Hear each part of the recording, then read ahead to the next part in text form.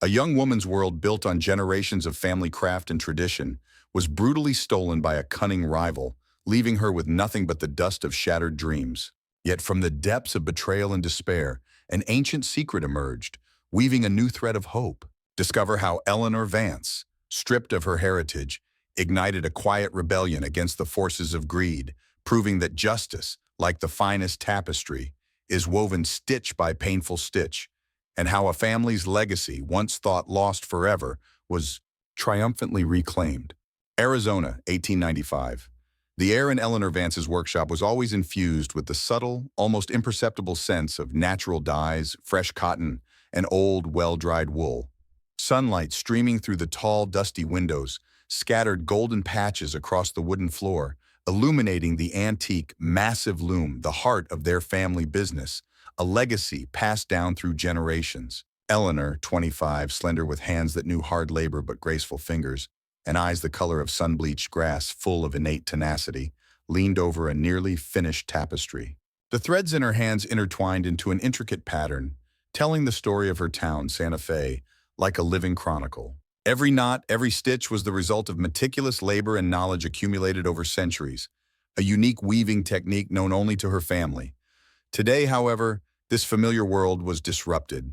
The workshop door swung open with a grating creak, and Victoria Sterling, 40, tall, impeccably dressed, with eyes as hard as steel and a predatory smile, appeared in the doorway. Behind her loomed two burly young men, dressed in the uniform of Sterling and Company Investment Company employees, their presence seemingly compressing the air in the room.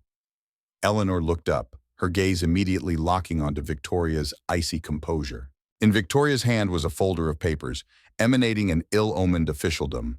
"Miss Vance." Victoria's voice was smooth as polished stone, yet it held a hidden threat. "I am truly sorry, but your business ends here. According to this document, your workshop and all assets, including, alas, your invaluable loom, are fully transferred to my ownership. This is due to your failure to fulfill the terms of the fabric supply contract that you signed."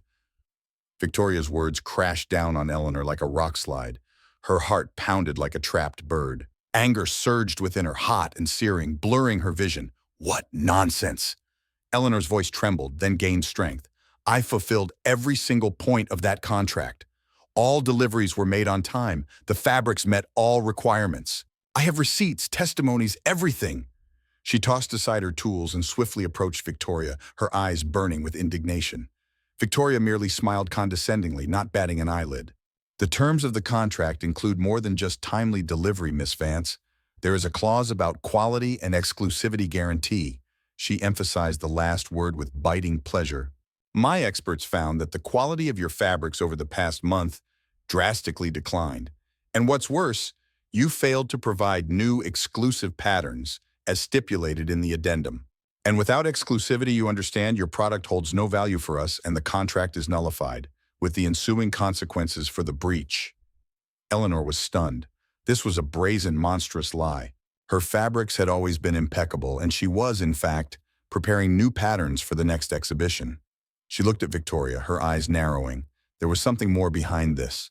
Victoria Sterling's motivation was obvious. Not just profit, but the complete annihilation of a competitor and the appropriation of her unique technique. Sterling owned the largest textile factory in Arizona, but she always lacked that special touch, that secret ingredient for which the Vance workshop was renowned.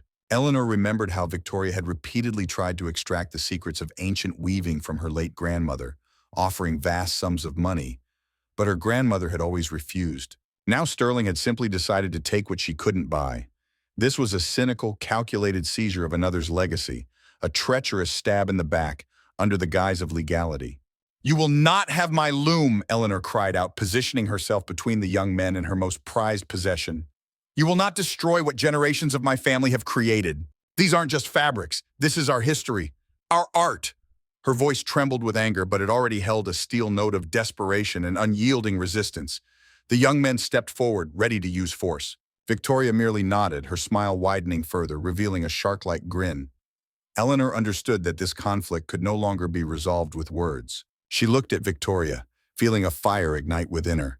Not just resentment, but a fierce determination to fight to the very end. She would not surrender her legacy without a battle. The words of Victoria Sterling, like sharp shards of ice, pierced Eleanor's consciousness. "Take everything. This loom belongs to me," Victoria ordered coldly, waving her hand dismissively. The two burly young men who had come with her immediately set to work. They began methodically, without any care, to dismantle the massive, century-old loom, the heart of the workshop. With each creak of wood, with each metallic clang, Eleanor felt something inside her tear apart. The loom, which had seen the hands of her great-grandmother, grandmother, mother, her own, it was not just a collection of wood and metal. It was the living history of her family, their sweat, their dreams, their art. It was a witness to centuries of creativity, whispering the secrets of ancient patterns to her in moments of inspiration, holding the sense of ages and the touches of generations. Now it was being mercilessly disassembled, broken like a useless object, its sturdy wooden beams now appearing fragile and defenseless. Pain engulfed Eleanor completely. It was physical, piercing through her very core, resonating in every cell of her body. This was not merely damage to property. It was a true desecration of her soul, a mockery of her lineage. She watched as boxes of her rare, specially collected threads were taken from the shelves, each one hand-dyed according to ancient recipes passed down orally. As her tools, hooks, needles, templates were roughly gathered, those very tools passed from hand to hand, becoming extensions of her own, shaped by the curve of her palm over long years of work. As unfinished works, still warm with her touch, uncompleted stories that would never be finished, were crudely rolled up. One of the young men carelessly dropped the almost finished tapestry to the floor, the very one that told the story of Santa Fe, depicting its first settlements and legendary landscapes. The threads unraveled, the pattern distorted, as if history itself was being erased before her eyes, breaking into fragments. Eleanor gasped, reaching for it, as if trying to catch fleeting time, but Victoria's cold, unyielding gesture stopped her. "Don't fuss, Miss Vance. Trash is trash." Victoria smirked, her lips twisting into a disdainful grimace, her eyes gleaming with the triumph of a predator catching its prey. There was not a shred of compassion in her gaze, only a cold, calculating glint and the anticipation of complete victory. Eleanor was pushed out of the workshop, and the door was slammed shut behind her with a dull thud, cutting her off from everything she had known and loved. She was left standing in the middle of the street, under the dazzling Arizona sun, which suddenly seemed alien and hostile to her, its light a mockery of her grief. Tears stung her eyes but did not fall, frozen by shock and a helpless, incinerating rage that she could not release. She had lost everything. The house, which was both her home and the heart of her business, filled with the sense of dyes, the rustle of threads, and her grandmother's laughter, now belonged to Victoria. It had become alien, seized. The following days, Eleanor spent in a small, stuffy room she managed to rent on the outskirts of town, in a cheap boarding house. She was devastated. Her soul felt like a scorched desert. Every rustle outside the window, every distant sound of a hammer or a wagon, echoed within her with a dull, throbbing ache, reminding her of the gaping void left in her life. Her hands, accustomed to the tireless work with threads, to creating beauty, now lay idle, finding no purpose, as if they had lost their meaning. She had nightmares, the loom burning in flames, its ancient wood turning to ash, Victoria laughing at her misfortune, her laughter echoing in the empty walls, faceless people tearing her tapestries apart, shredding them into rags. For hours she sat by the single window of her new, pathetic abode, gazing at the boundless prairie, which had always been a symbol of freedom and immense possibilities. Now it seemed to her like a merciless trap from which there was no escape, a horizon that was shrinking around her. Thoughts raced through her mind like trapped birds, desperately searching for a way out of their cage. How could this have happened? How could she have been so blind, so naive? She had read the contract, checked every delivery, every invoice. Was Victoria Sterling truly so powerful that she could simply rewrite reality, forging documents of poor quality and lack of exclusivity, forcing everyone to believe her lies? The feeling of helplessness was all-encompassing. It bound her, preventing her from moving, from breathing. One of those days, plunged into despair so deep that it seemed nothing could pull her out, Eleanor stumbled upon an old, dusty trunk under the bed, which had once belonged to her late grandmother. It was the last thing left from her former life, miraculously untouched by Victoria. Opening it, she found a pile of old letters, yellowed photographs depicting the faces of her ancestors, and a small, cherished diary in a leather binding, heavily worn by time but carefully preserved. Grandmother always said that this diary was her heart and soul, holding everything most important. Eleanor slowly, with trembling fingers, began to turn the pages, inhaling the familiar, comforting scent of old paper and dried herbs that grandmother sometimes placed between the sheets like a charm. In the margins, in thin, faded handwriting, grandmother had left not only notes about new patterns and dye recipes, but also short, encrypted remarks about people she had dealt with. There were also names of those who had tried to deceive her, to extract secrets, to seize the business, and how they had managed to avoid the traps. And then, on one of the pages, among drawings of ancient ornaments where grandmother hid her thoughts, Eleanor noticed a name written with particular caution. Victoria S., a predator without principles. Beware of her forgeries. Always check the authenticity of her seals and contracts, especially when it comes to deliveries. Below this was a small, almost imperceptible drawing, as if grandmother wanted to secretly show something, a symbol or a mark. Eleanor's eyes widened, her breath hitched. This was not just an old note, this was a thread. Barely visible, thin, almost imperceptible, but still a thread of hope, breaking through the thick layer of all-consuming pain like a sprout through asphalt. Perhaps Victoria Sterling was not as invincible as she seemed. Perhaps there was a way to expose her, to reclaim what rightfully belonged to her. Grandmother's diary became for Eleanor not just an old notebook, but a voice from the past, wise advice, whispering that the fight was not yet over, and that she had a weapon. For the first time in a long while, a meaningful, albeit desperate yet determined gleam appeared in her eyes. She was no longer broken. Slowly but surely, the flame of determination ignited in Eleanor's heart. Her pain hadn't vanished, but now it served as fuel, feeding her pursuit of justice. Her grandmother's diary was more than just a memory. It became her map, her guiding star in the labyrinth of deceit. The mysterious image beneath Victoria Sterling's name. It was a barely discernible symbol, resembling an ancient merchant's mark. Eleanor remembered seeing it before, long ago, on old documents related to the first supply deliveries to their workshop. She began to dig. Days turned into weeks, filled with relentless searching. Eleanor visited the most unsavory corners of Santa Fe, asking old merchants, clerks, even saloon regulars who might remember old dealings.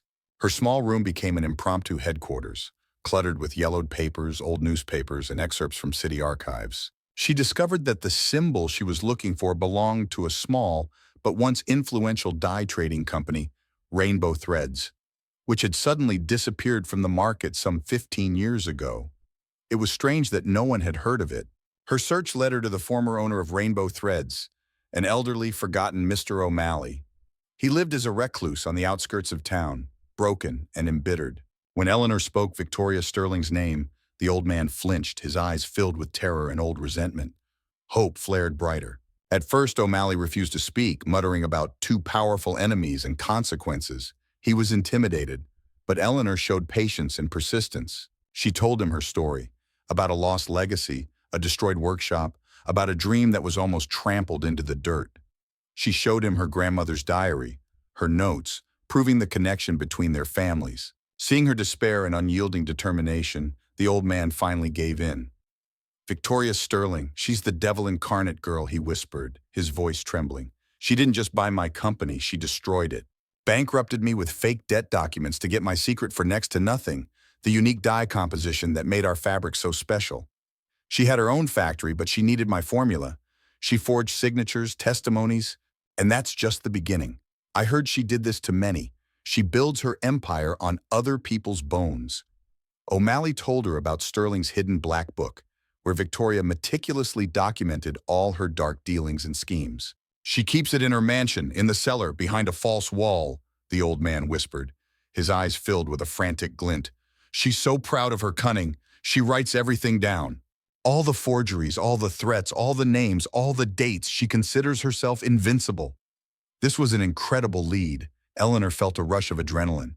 Grandmother's note in the diary, that secret symbol, everything made sense.